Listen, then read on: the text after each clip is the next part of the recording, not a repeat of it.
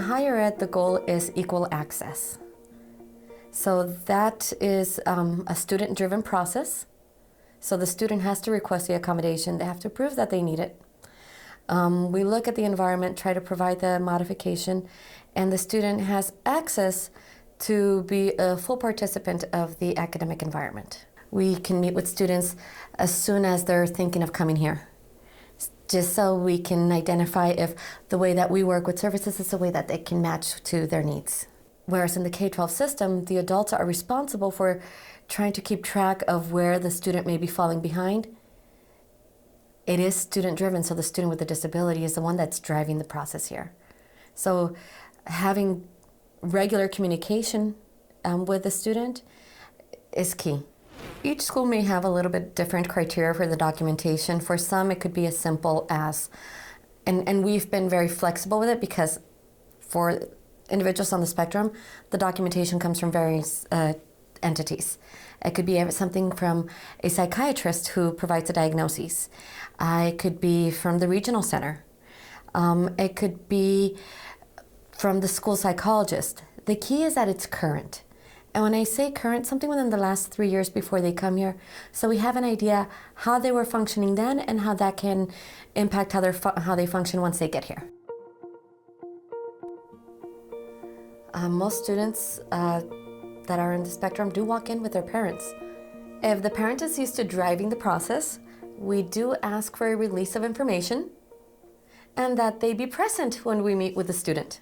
I encourage the parent to be an advocate, and with the other disability specialists here, we focused on encouraging the parents to be an advocate. We want to empower the parents, but we also want to help them in identifying the role with the institution, which is if you know of something, if you see that they're struggling, let us know so we can reach out. I have regular communication with parents and they'll say, "Hi, it's me again. I think so-and-so hasn't left their room in a couple of weeks." Then we'll call housing, we'll do a check, we'll figure it out. Those are things that I would never know unless a parent communicated that with me. Or I'll have a parent say, "I think they had a challenge here. Can you check in?" We'll check in. So parents are very important. So we have parents that come in with their student. We have parents that contact us without the student. And then we have students that walk in by themselves saying, "Hi, I'm neurodivergent. I need accommodations." And then we have the other type of student who is tired of the entire team and wants to do it on their own until they run into challenges.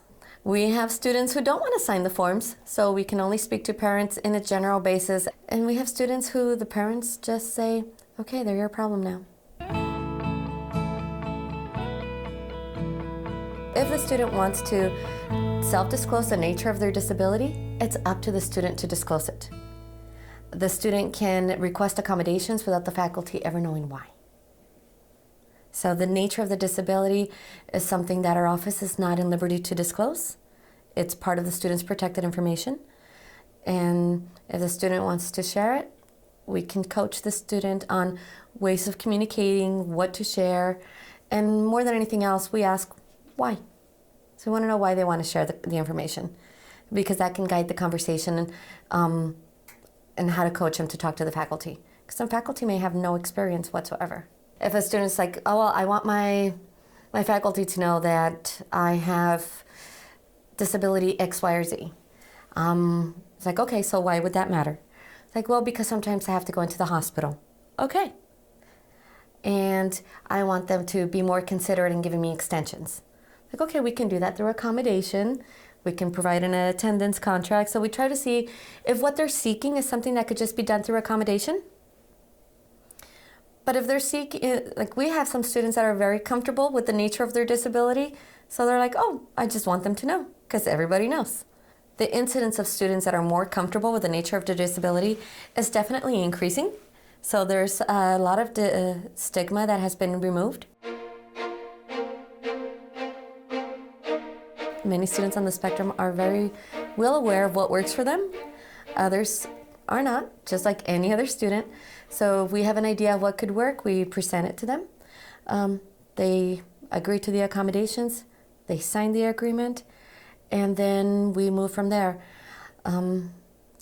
what we offer, everything from testing accommodations, consultation, disability management.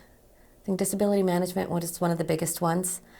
And within that can include anything from getting used to being on campus, identifying areas where their functional limitations or their disability is interacting, even with peers, class, faculty.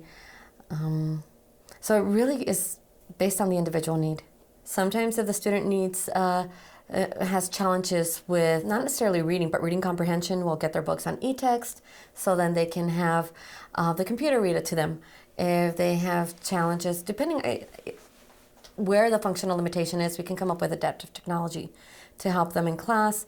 Some students are impacted with anxiety and ASD at the same time, so they feel like the need to write everything down.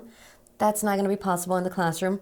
So sometimes it includes being able to record the lecture, being introduced to things like smart pens, so they can synchronize the audio to the written notes, and then they have a better quality of notes that they can then go home and write verbatim if that's what they need to do. We have, I think, one other one that's really common to many students that we have in the spectrum is having access to somebody else's set of notes, peer notes, because then they get a different perspective of what happened in the class versus their perspective, and then they're able to integrate that information. Unlike an IEP where you meet once a year to redo your goals, here, at any point there's a challenge, we can reassess the accommodations. So if they come in, we do an intake before classes start, and we have an idea of what's going to work, what's not going to work, then they're in week 1. And it's like, uh-oh, we meet again, we redo the the accommodations agreement. Next quarter, different kinds of classes. Now it has a field work associated with it. Different environment, redo the accommodations agreement. So it goes very specific to what the class is, what the need is, what the environment is. We do have students that will advocate on their own without ever coming to our office. So for those students, it's even more challenging because the faculty are looking for official documentation from our office. If the student's there, it's like, well, here's my psych report, and some do. The faculty is like, I can't take it. If they do take it, I have them call my office sometimes saying, a student gave me a psych report, I don't know what I'm reading, what am I supposed to do with this? Faculty that have been here the longest have been very supportive, and we do have some very strong allies in the faculty community.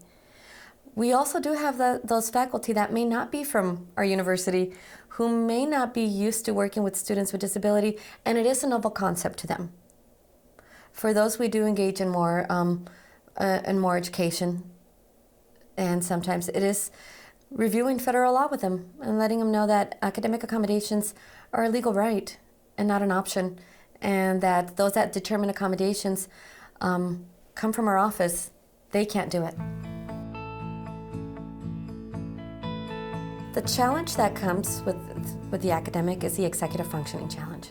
The planning, the keeping up with the demands, not necessarily the intellectual ability. I mean, like I said, they have to meet the same admission criteria as everybody else. So they're ready to be here. But all the social support system that they had when they were in high school, they're not here.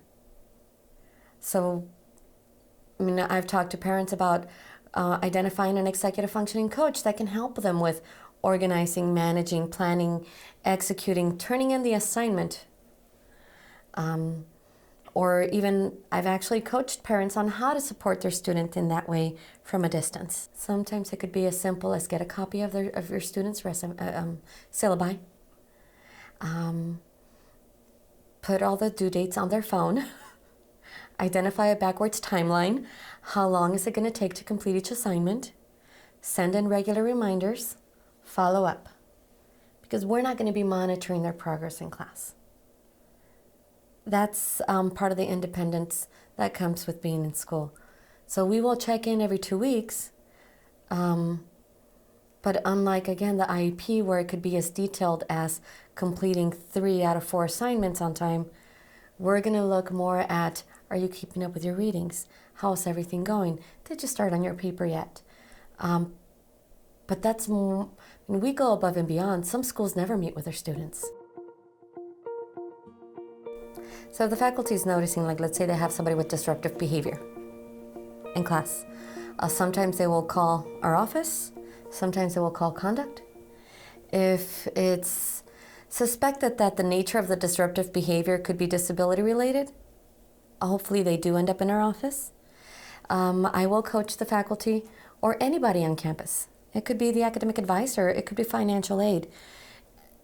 That, in that case, follow up the conversation with the student with an email where the student is referred to our office. And if they could CC our office, so then we can also reach out to the student. There's standards of behavior that every student is accountable for.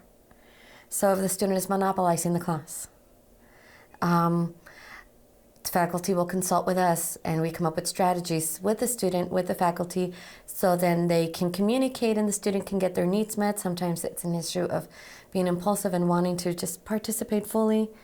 We'll identify ways of participating, such as like sending emails every time you have a thought, or texting live to the faculty member or to the TA that may be there to support the teaching of the class.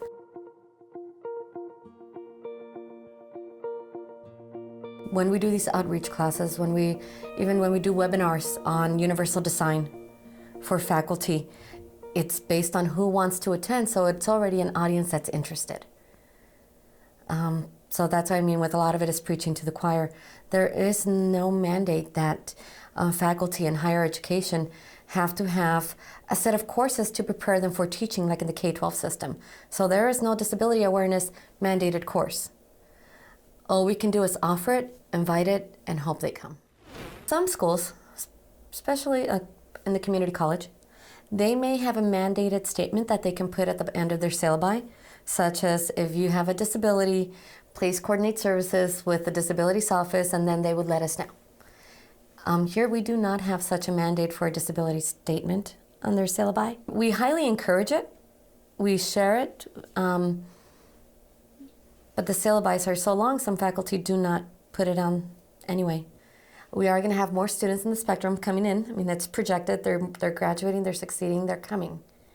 They're going to community colleges, they're transferring.